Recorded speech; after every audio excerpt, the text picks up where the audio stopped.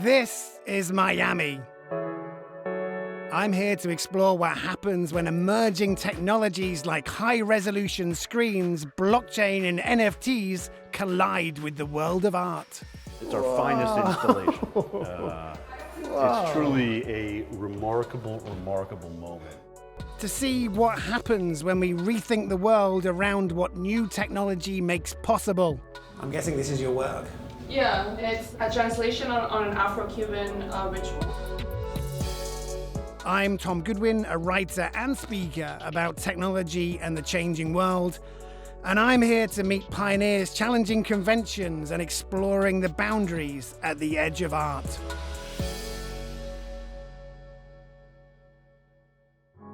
Thank you, Marc. Tom, welcome. Thank you so much. Marc Billings is a rare serial entrepreneur with a passion for both technology and art. He founded Blackdove, a digital art platform and digital canvas retailer that allows consumers easy access to thousands of works from artists in over 50 countries. Think Netflix meets eBay, but for art. About 15 years ago, I came across my first work of digital art. Immediately when I saw it, I knew it was for me. Because as a technology person, I've grown up on technology. I've been building technology companies for many, many years. When I found that work of art, it was the first time in my life that I felt like I had seen a work of art that spoke to me. Why art? Why Miami? Why now? My mom's an artist, and I think it's a terrible shame that art gets purchased. This brilliant art from amazing human beings around the world, and then somebody buys that art and then sticks it into a storage unit.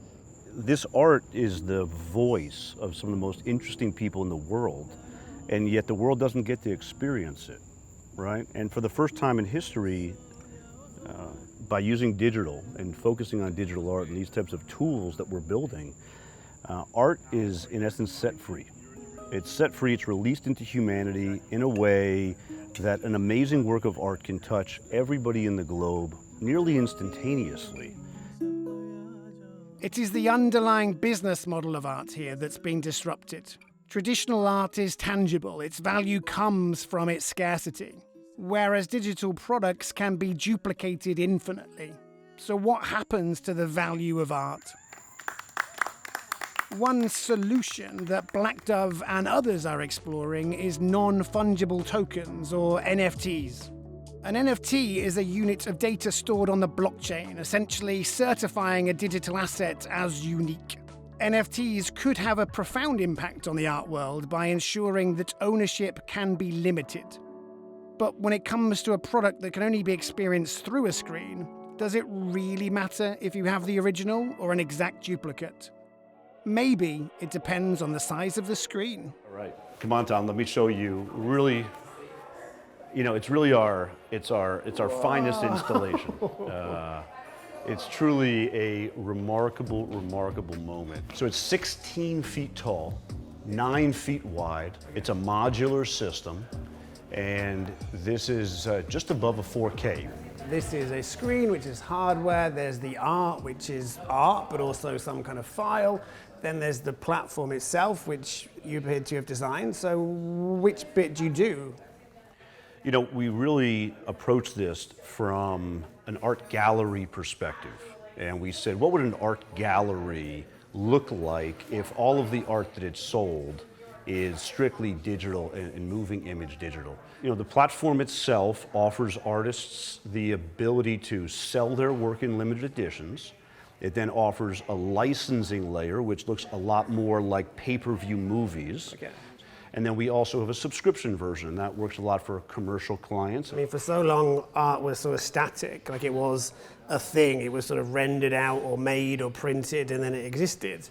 And then now, art can just be a system of instructions to pull things from certain places. And it's almost the creation of that code that can be the art. And then that raises interesting questions about who become the artists. Is it the coders? Is it the photographers? It's definitely not me, I can promise you that. The artists are our stars, right? We are here to help their amazing creations get launched. And actually in a few minutes, we're gonna go visit the artist residency. It's gonna be an amazing trip. Sounds great, let's do it.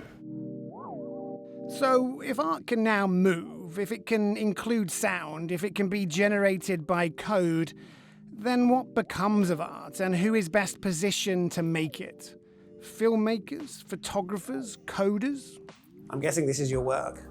Yeah, this is a documentation of a series of 8 performances by 8 different people. And what's the idea throughout it? I asked people to lash themselves with a horsetail and clay 29 times.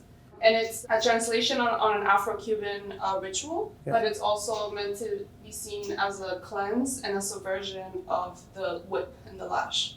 What's the significance of 29? So that number is actually only known by the performers and the people who witnessed it in person. So are you offering to do it? If you do it, I can tell to be in on the secret? I mean, like pretty much yes.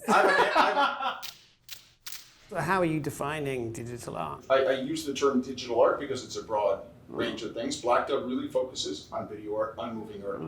But Blackdove can also store static digital art as well. But our focus, what our clients are really asking for, is moving digital art. What excites you most about the way that art can evolve with this new technology? So the fact that it's totally global, totally digital, anybody, anywhere can enjoy it without making a significant technology investment. Yeah. And they can buy it, they can rent it, they can lease it, they can subscribe to it. Miami is a perfect place to reimagine the future of art. Art seems almost draped across this city, its white buildings acting as an endless canvas where every single surface is an opportunity to express. It's a city of passionate rule breakers steeped in optimism and joy. There's a relentless focus on design and aesthetics here, and yes, superficiality and glamour too, which might be why it felt normal to do an interview on a boat.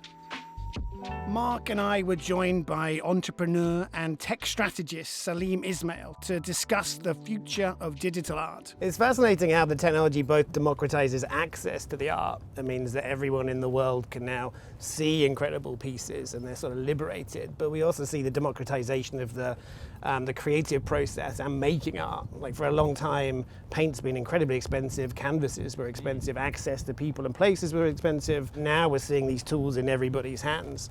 So how do you think all of that freedom and that energy and that optimism, how is that going to change what the future of art or just digital art can be?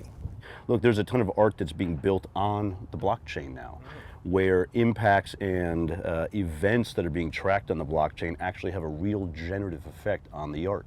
So now our art is actually going to become reflective of the humanity and the experiences that we're having. And so the work that's on your wall actually is changing with you based on your behavior in some type of an algorithmic way, which I think is interesting. It would be fascinating to have algorithmic art based on my body sensors or whatever's going on in my Fitbit to be projected on the walls as a mood reflection, right? Okay, we need that person to be a little more awake in the morning. Let's throw up screens that show that a little bit more. Take that even one step further, which is literally every house in the world has a digital canvas waiting for the art right now. Televisions are off 95% of their life. And yet, second most ubiquitous consumer product in the world next to mobile phones.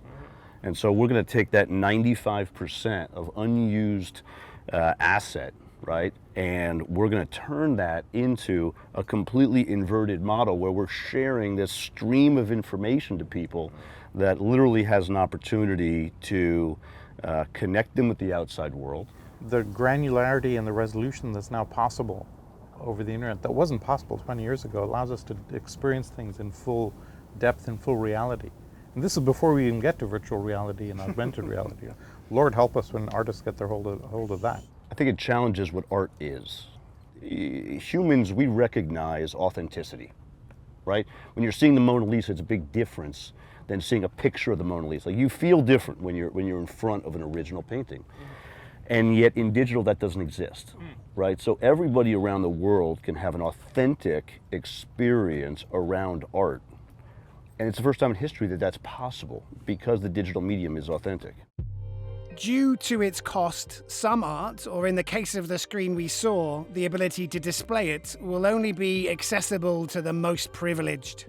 But digital art and platforms like Blackdove do lower the barrier to entry. For the price of a Netflix subscription, anyone with a screen can now enjoy thousands of works from artists all over the world. The opportunities at the intersection between art and technology are truly endless. A new canvas that can spread wonder around the world and allow anyone to create. It's here in Miami where the flamboyant attitude to life, the collisions between cultures, and a city fast becoming a tech hub uniquely come together to form new art. Technology is a powerful lever for change, not to take jobs, but to free us to be more imaginative, more creative, and above all else, more human.